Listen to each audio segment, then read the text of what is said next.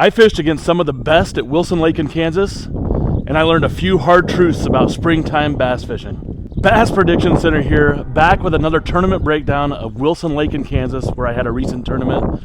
I'm going to tell you what I saw, what I changed, and what won the event. Guys, stay tuned for an awesome lake breakdown. All right, this tournament took place on April 12th, just a week or so ago, on a Saturday. It's a two-day tournament put on by Silted Water Bass. Go to siltedwaterbass.com if you're interested in these tournaments. They take place in Kansas, Nebraska, and South Dakota. So I was looking forward to this tournament for a while. He announced it back in January. It is a $130 entry fee. We ended up with, I think, 17 or 18 teams. Wilson Lake in Kansas is a beautiful reservoir, normally very clear water, smallmouth, largemouth, some spotted bass, lots of stripers and walleye, which we'll get into later. But that's the tournament where it took place, and we will get into my plan next. So the first thing I do when I get a tournament notification is I start to look at maps at a lake, and I want to find a cove on a lake that has a little bit of everything in it, kind of a mid-sized cove, something that's easy to fish pretty quickly in the beginning of the day, where I can learn a pattern about what's going on. So looking at Wilson Lake, if you look up here towards the dam, this is the clearest water that they have, but the problem is there's not really any pockets. Now, this isn't a huge lake. This is only, I believe, 7,000 surface acres, so it's not a gigantic lake. So these pockets aren't huge. They're not hard to fish. But I'm looking for mostly largemouth in this tournament because that's generally what wins here. Looking back at history, looked like I was going to need about 17 pounds probably to win this thing.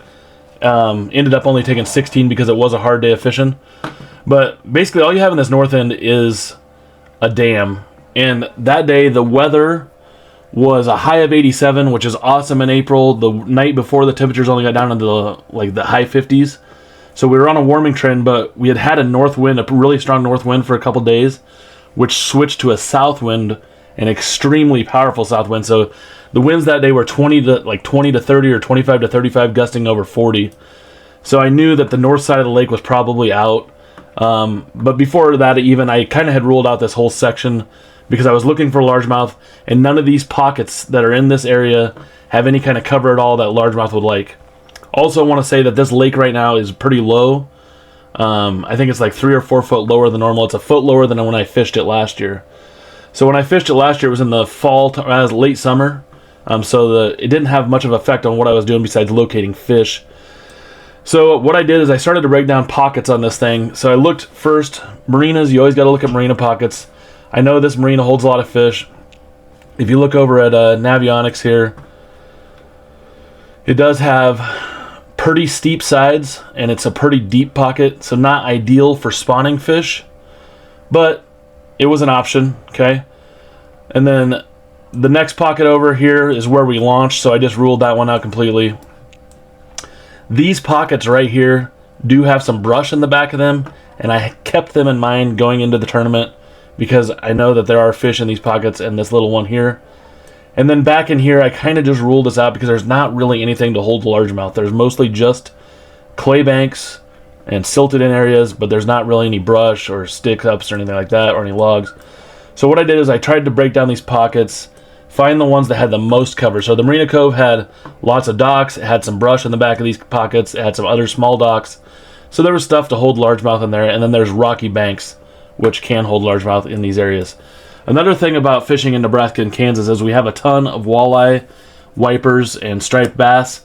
So those generally tend to keep the bass from going out too deep. Also, the water's generally murkier in these states. So our population in bass overall, the percentage based or compared to the lake. So if you go down to Lake Fork in Texas, 80% of the predator fish are bass, right? Well, in our lakes, maybe 10 to 20% of our predator fish are bass. So you're going to only find them in the highest percentage areas to start with. So you have to find coves that have things that largemouth like. Smallmouth on this lake obviously could be anywhere. I don't know smallmouth that well, so I didn't even focus on them. I skipped over this pocket here. It has no cover in it whatsoever, basically just some rock, has no trees or anything like that. So next I look at this pocket here, and this thing's beautiful. I'm going to go back to the past imagery on this thing. And if you look here you can see really well. This is when the lake was drawn down quite a bit. This is absolutely full of stumps, okay? All the way to the back of the pocket. This really jumped out at me. The only thing that I didn't like about this is that on a north wind, the wind blows right down the gut of this thing. There's no protection for the fish. So I was a little hesitant about this pocket, but I knew that it probably holds a good population of fish and lots of largemouth because there's lots of trees. Now I thought maybe the fish that live in this pocket could spawn over in this pocket, which does have a really awesome back end. It has this sharp little point here, and then these little shallow areas are all completely covered with stumps and little sticks. The problem we had going into this tournament is that the water drained a little bit, and so this is what let's see, go back a little bit in time. So this is about what it looked like the day I was fishing, and as you can see, most of these stumps are not in the water, so all the cover in this pocket was not in the water, so I basically had to roll this pocket out. I did take a look at it during the tournament, which I'll get to, but basically knew that it was not going to hold fish. Next, we have this. I call it Dock Cove. This cove, this is my favorite cove on the lake. This is where I started the tournament last year. Caught a couple. I caught all my keepers in here. So you have a bunch of docks on the north side of this pocket, a bunch of docks on this side, and then you have a couple smaller pockets with docks. And then these arms here do have some brush piles in them. You have a nice shallow spawning flat back here, and then you have some isolated docks along a cliffside bank right here. So this pocket has a ton of stuff that represents the entire lake. So this was one of my #1 culprits, and it's also protected from a north and a south wind, which I really liked. So that's one of the pockets I had in mind. Another one, this one here. Oh, let's go back. I just want to show you on Dock Cove here. I'll show you how it looked on a map. So as you can see, the north side of this is very steep. The south side is a lot more flat, and then you have a steep channel swing bank over here and a big shallow area here. So really good, awesome pocket to look at. And then we'll go to the north side of the lake here and look at a couple. This one here is a classic pocket on the lake. This has all the rock formations that you see in the pictures. But this is a very steep pocket with a lot of steep sides. Probably more of a smallmouth pocket. Doesn't have a lot of shallow spawning habitat for largemouth. So kind of ruled that one out. Also with the strong south wind blowing straight up in this thing, kind of screwed it up for me. I thought about going there early just to check out the smallmouth bite, but it didn't happen. This other pocket here, also south wind blowing straight up into this thing, but it does have, this was definitely an option that I was going to fish if the wind hadn't changed like it did. Lots of trees in the back of this thing. There's some rocky little islands and outcrops. Some decent flat banks for spawning. This was definitely a pocket to look at, but I did rule it out because of the south wind. And then lastly, there's a couple pockets over here which I fished in other tournaments. They're on the north side. I just ruled them out because mostly because of the wind, but also they don't have much cover in them. Then this pocket here is really awesome. Okay, this is full of trees in the back end. It's got an old road bed under here. Really nice, holds a lot of bass. But the problem with it, one, it's susceptible to a strong north wind, and two, this one gets muddy really easily, and I don't like to deal with very muddy water. And then you have the back end of the lake here, which also can be very muddy. I kept it in mind. I hadn't fished there before, so I just left it alone during the tournament. So that was kind of the plan going in. I decided to start here in Dock Cove. It was somewhere I knew. I had plenty of things that I thought I could break down the entire lake right here in this pocket, and that's where I started. The day of the tournament, we blast off out of here, head over to Dock Cove, and as I'm pulling in here, I get passed by a boat. So my plan was to start right here, and let me go to the Navionics here. This is a very nice channel swing right here. As you can see, the channel runs right up against this bank. This would be a perfect starting location. I was feeling pretty good about it being a pre-spawn event, thinking that we could get a good pre-spawn bite going on chatterbaits, swim jigs. I get there, the water's 55 degrees, that looks great. The only thing is it's really sunny out. The wind is terrible, straight out of the south, 40-mile-an-hour gusts. So anyway, I'm running in here into Dock Cove, and I get past going in. I've got an old 1998 Skeeter. She barely does 35, 40 mile an hour, so I got beat by 3 guys into Dock Cove. One guy's fishing right up in here, one guy's right in my spot, and another guy's on the south side. As I pull into this cove, the mouth of this thing is absolutely stuffed with small, I don't know if they're bait fish. They're small crappie or small, this lake is infested with white perch. So it was one of those two things, which actually got my interest piqued quite a bit because I knew there was bait fish in here. So as I pull back in here, I see these boats. I decided to start right here, which is kind of a channel swing. It's a little bit off there. And I just start working down these docks, and then I'm going to work back into this shallow spawning flat because I know that largemouth like to get up in those shallow waters, especially early in the spring when the sun is warm, to warm their eggs and things like that. And there's a channel leading back in here. It's a perfect situation. So I fished these coves all the way, or these docks all the way down. Had some trouble right away with my reels. I was backlashing. I didn't set them right when I relined them, so had a pretty bad backlash on my bait caster with my chatterbait on it. But so I didn't fish these docks here as thoroughly as I probably should have. Not that I necessarily think I probably would have got a bite, but I got back to here. I worked this point and this shallow flat very thoroughly with square bill crankbaits, small swim baits, chatterbait. I'm trying to think what else, but completely covered it. All right, not a single bite. There's a little bit of brush in here. This is maybe 2 to 3 feet. There was some vegetation on the bottom, very light vegetation, more like moss. So no bites in here. So then I jumped past this point down here. I fished this rocky bank going back with a square bill and a buzzbait. Nothing, not a single bite. And then there's a little pocket here, which is shallow, nice little spawning pocket. And I fished the heck out of it. Not a single bite. These 3 docks, pretty shallow water there, not probably 2 foot of water. Not a single nibble on these. So I'm like, okay, what do we do next? So I decided to run over here. I hit these 2 docks real quick just because they're isolated. They tend to hold fish. And I go, okay, we got to check something else out. So this is where I made a mistake.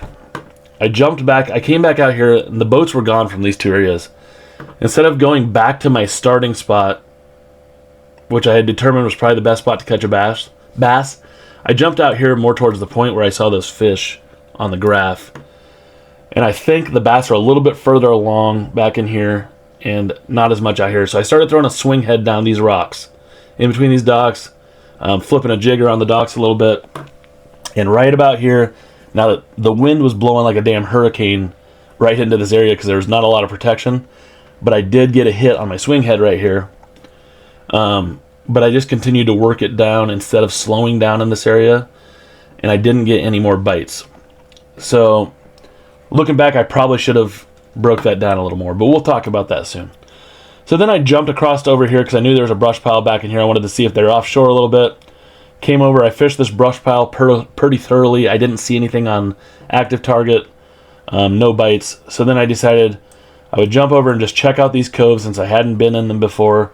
Go into this first one, spent about 20-30 minutes in here, found it was way too shallow. Wasn't much covered. There was some brush around this point, and I flipped the heck out of these. Some of those Georgia cubes, they put it in the water. Flipped the heck out of them, not a single bite. So I ran over here into this stump cove here. There was a guy in here catfishing, and I got all the way in the back, and I was going to work my way out. And I got about to here, and the wind was absolutely insane, and the fishing, I basically couldn't fish because the wind was so bad. But I did my best to break. I felt like I covered some of these trees in the middle and some on the edge pretty thoroughly. No bites. So I took a break at that point, and I got to try to figure out what to do. It's like 10:30 at this point. So I said, you know what, the marina's kind of my fallback plan. I know there's fish in there. Let's head over there. So we buzz over to the marina right here. And this pocket here kind of seems to me like the best representation of the marina. So I go working, just idling back in here, and I find a brush pile right off here and another one right off here with a guy fishing it. And then there's some shallower brush piles back in here. So first, if you look at this bank, let's zoom out.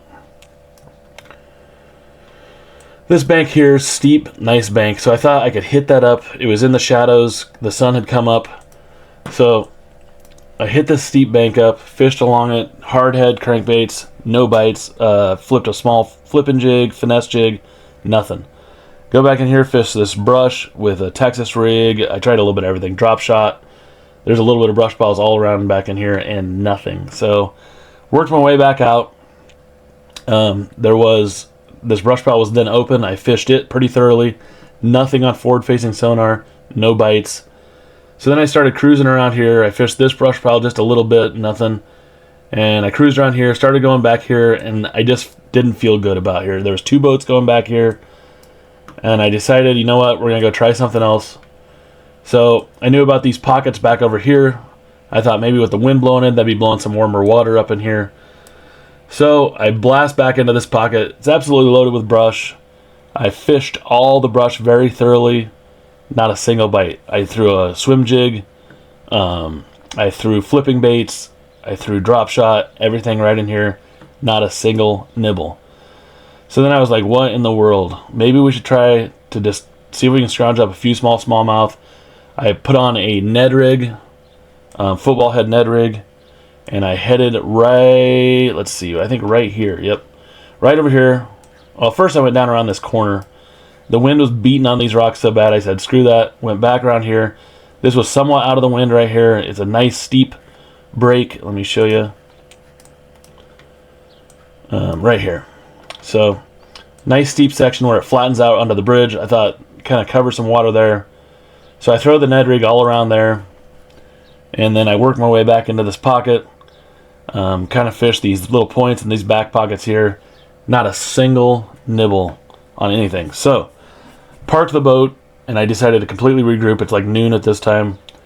Put a bunch of my rods away, and I said I'm just going to go back to Dock Cove, and I'm just going to... So I'm really confident throwing a Nico rig around docks. So I'm just going to go do that. I'm going to just start tossing the Nico rig around and just see what we can do.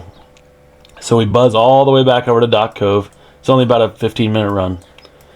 So away we go. And I said, I'm just going to start here and go all the way around, all right? So I start right here on this dock. And I'm covering these docks thoroughly, like skipping underneath, everything.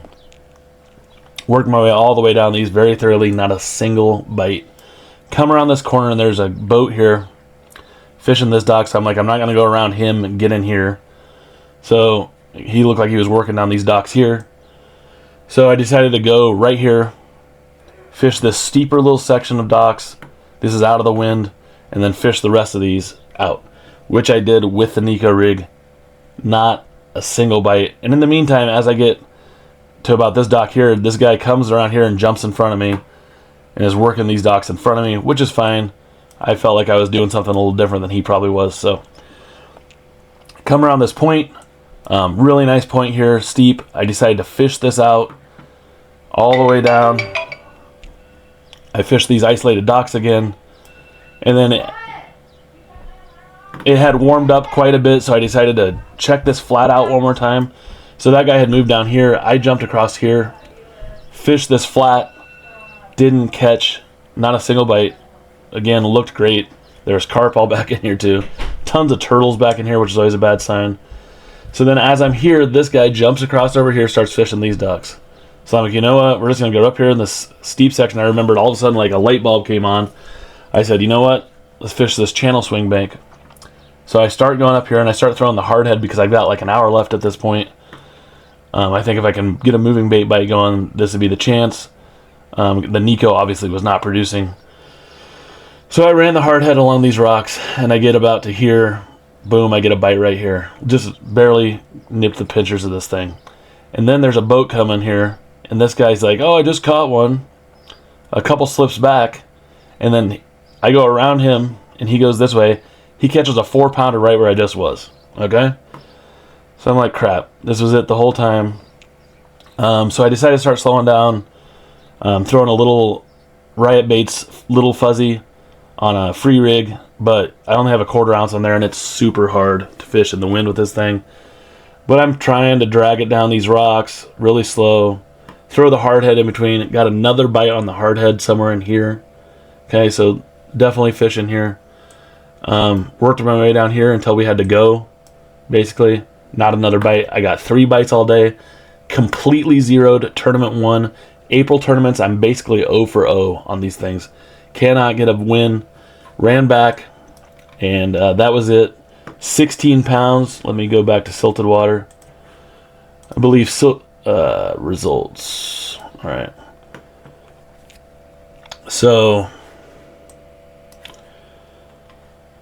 on Saturday, outlaw fishing, one of a 16 pounds even. There was not a lot of limits caught. All right, maybe the top 5 teams, top 6 teams had a limit. A lot of short fish. It was just a really tough tournament. These guys that fish around these areas, I've been doing it. I moved back from Texas 2019. I've been fishing with silted water for 2 years now. These guys are hammers. I've got a lot of learning to do, so let's talk about what went right and what went wrong. So the number one thing I think I did wrong was I assumed the fish were farther along than they were, and that's a big problem in the springtime that guys run into, especially in northern parts like Nebraska and Kansas. I assumed they'd be up in these shallow areas getting warm, but they were more in still of a winter / really early pre-spawn pattern. They were on these steep banks. Let's go back to Navionics here.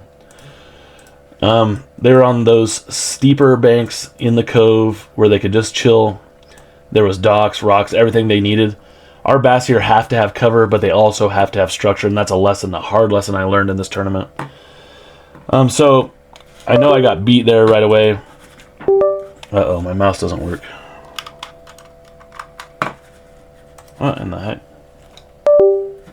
Okay, we're back. Anyway, so after I worked through this pocket, I should have came back here and fished this whole thing here.